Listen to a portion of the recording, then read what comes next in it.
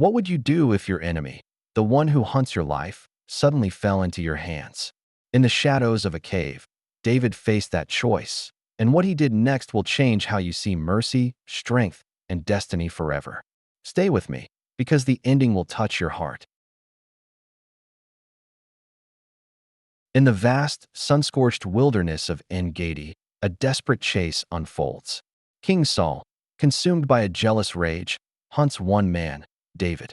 With 3,000 of his best soldiers, Saul scours the rocky terrain, determined to end the life of the young shepherd boy who was once his trusted court musician, the hero who defeated Goliath.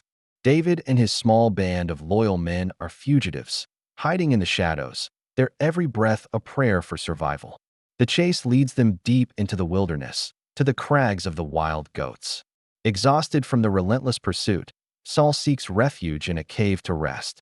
He enters the darkness, unaware that this very cave is the hiding place for David and his men. They are huddled in the deepest, darkest recesses, their hearts pounding in their chests. Saul is vulnerable, completely oblivious to the danger that lurks just feet away.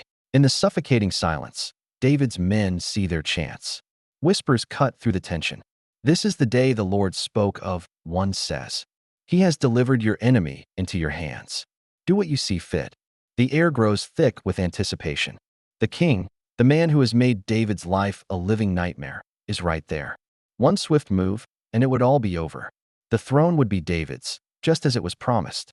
The path to power is clear, lit by the flicker of a single, decisive action. David rises, his movements slow and deliberate. He creeps forward, his shadow dancing on the cave walls. His men watch, holding their breath. Is this it?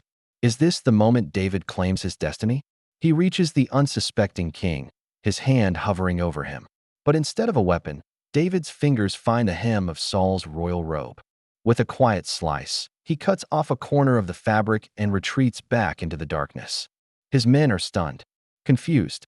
But as David returns, his face is etched not with triumph, but with remorse. He holds up the piece of cloth, his conscience heavy. "The Lord forbid that I should do such a thing to my master," he whispers to his men. "He is the Lord's anointed. I will not lay my hand on him."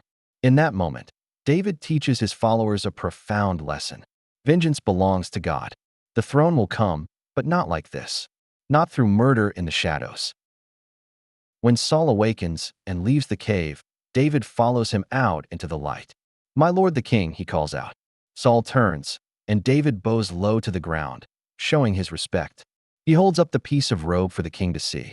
"See, my father," David says, his voice ringing with sincerity. "Look at this piece of your robe in my hand. I cut off the corner of your robe, but did not kill you. Now understand and recognize that I am not guilty of wrongdoing or rebellion. I have not wronged you, but you are hunting me to take my life." Saul stands frozen, the evidence undeniable.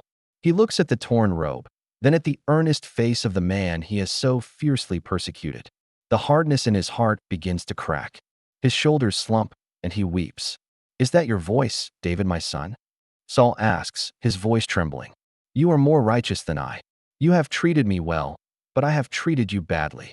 In that moment, in the middle of the desert, we witness an incredible act of grace. Saul acknowledges David's destiny, blessed by God. He makes David promise not to cut off his descendants, and David agrees. The chase is over, for now.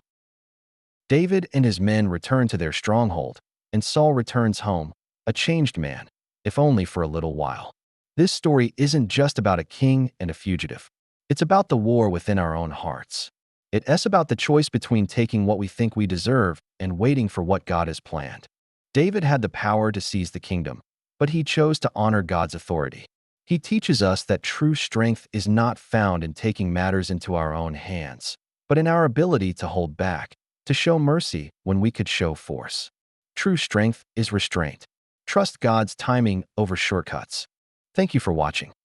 If this story moved you, please like, share, and subscribe for more.